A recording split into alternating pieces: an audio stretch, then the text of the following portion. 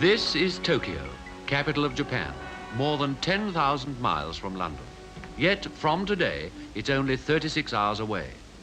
How Tokyo has been brought within a day and a half of London is reported by our air correspondent, Charles Gardner. It's the Comet that has brought Tokyo so near. And this is how the Comet passengers who left London this morning will see, and indeed hear, Tokyo tomorrow.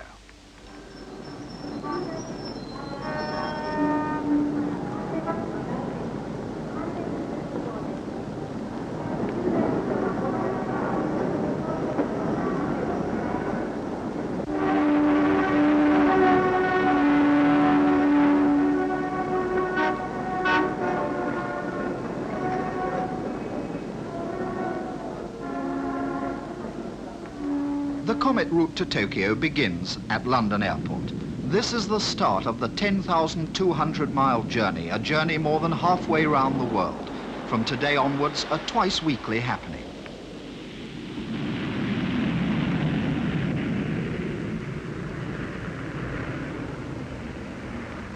The route the Tokyo run takes is from London down to Rome, then to Cairo or Beirut, on to Bahrain, Karachi, Calcutta, Rangoon, and then to Bangkok. So far, it's all existing Comet country. But from Bangkok begins the new trail, the Comet turning here from the familiar route to Singapore to fly eastwards over the North Pacific to Manila, capital of the Philippines, and then to Okinawa, the American military base, and so up to Tokyo, to Japan. Before today's service began, BOAC put its Comet crews through many training flights over this new route. With them went our camera team, Cyril Page and Leslie Mann, who heard about the reasons for such flights from Senior Captain Kane. Little is known of the conditions that will be experienced at our operating altitudes in this area. But what we do know is that for our particular range of operating altitude, that is between 30 and 40,000 feet, the winds are in southern Japan and down as far as Okinawa during December, January and February are the highest recorded winds at this altitude in the world. The object of these training flights is to give the crews the necessary experience to achieve a reliable and efficient service. A part of the route is, of course, already familiar to the men who fly the Comets. There is Karachi, capital of Pakistan, a Comet calling point for some time now, yet each time one lands, the Pakistanis still come out to watch and to marvel.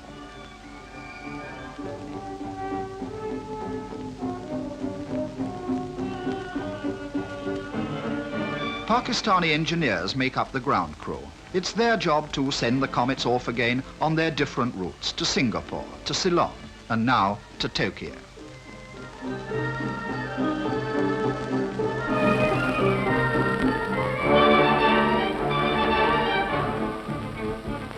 From Karachi eastwards, across India, with Mount Everest somewhere in the distance, its peak more than 10,000 feet below the Comet's flying height of 40,000 feet or 7 miles up. 3¼ hours after leaving Karachi, we get to Calcutta. And this is the pilot's view as he brings the Comet in to land and to taxi across Calcutta's airport of Dum Dum.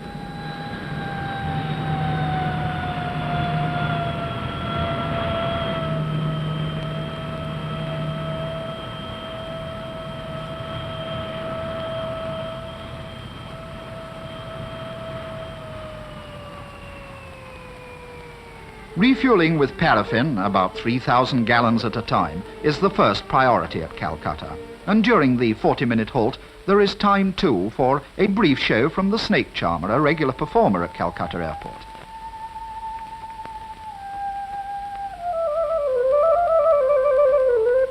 But not even the Indian rope trick can keep the Comet waiting. At a signal from the ground engineer, the pilot prepares the 4 ghost engines for action. A new crew has taken over, and within minutes the Comet will be away again. Its passengers, in this case pilots and engineers under instruction, getting ready for the next hop to Bangkok.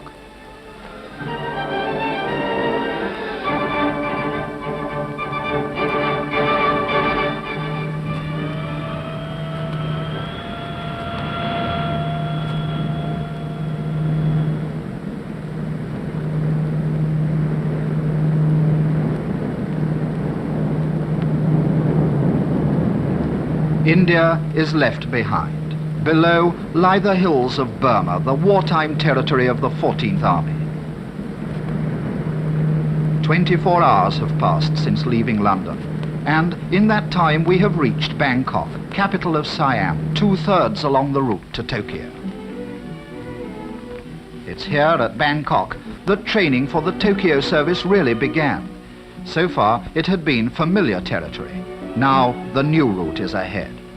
On this training flight, the same Comet, serviced on the way, did the trip between Bangkok and Tokyo 9 times so as to get everyone fully familiar with the route. And everyone includes the ground staff at Bangkok, already used to handling Comets on the Singapore run.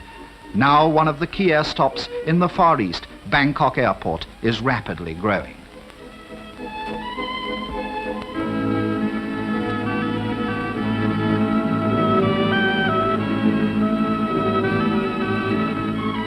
Unlike its airport, Bangkok itself is unchanging through the years. Though the Comet passengers have no time for sightseeing, our camera team found that Bangkok's life centers on the klongs, the canals that intersect the city and make it the Venice of the East.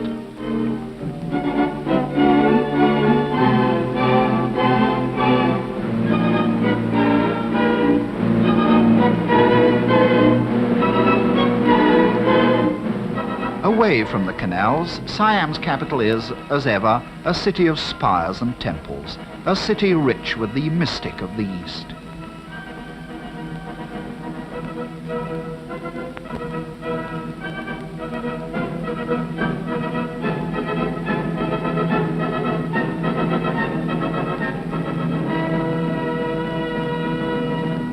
From the twisted spires of the temples, back to the smooth lines of the Comet, from the old to the new.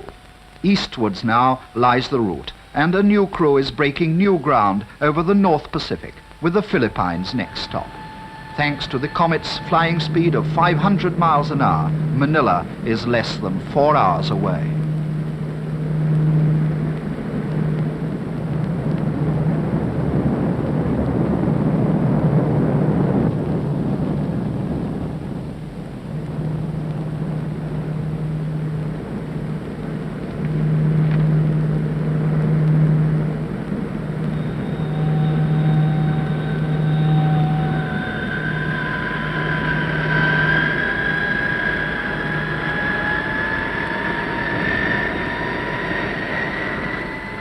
For Manila, the arrival of the Comet was quite an event.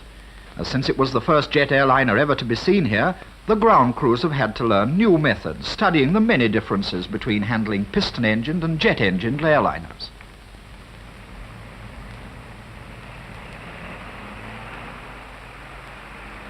A fast coastal road with coconut plantations on both sides leads from the airport into Manila City, and for once it's safer to drive fast, for this has become known as bandit country, hiding the terrorists who at times are still waging guerrilla war.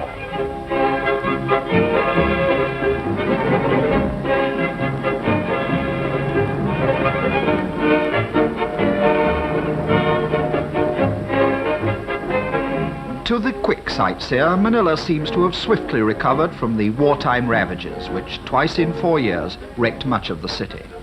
The end of the war brought independence to the Philippines. But today, Manila is still considerably under American influence. There are American signs everywhere, and but for the people, it could be an American city.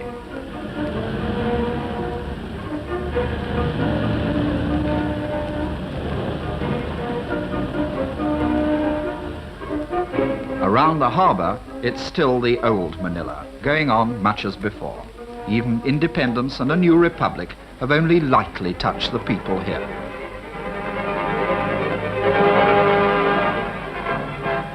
It's in Manila that the Comet begins its invasion of an area that has always belonged to American aviation. Few British planes are seen around these parts. American aircraft have had these fields almost to themselves. But now the Comets have come to challenge them almost in their own backyard.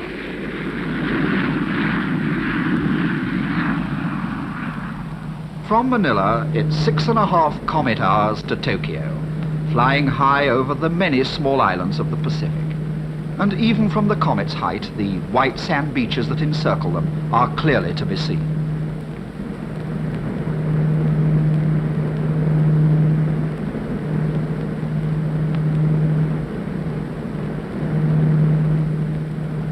The comet makes one more stop before Tokyo, this time right on American territory, Okinawa, where American Marines fought so many bitter battles during the war.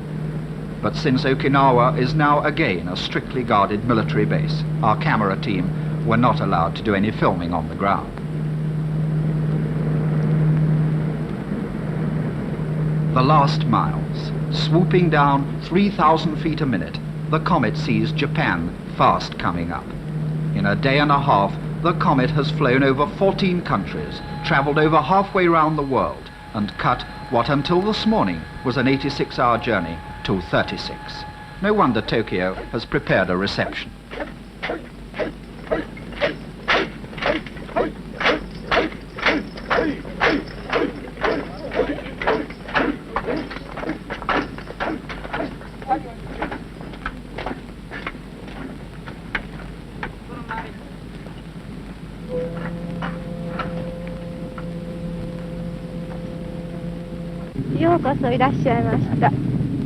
Thank you very much. I'm delighted to be here. And so this is Tokyo, 10,200 miles from London, suddenly brought incredibly near.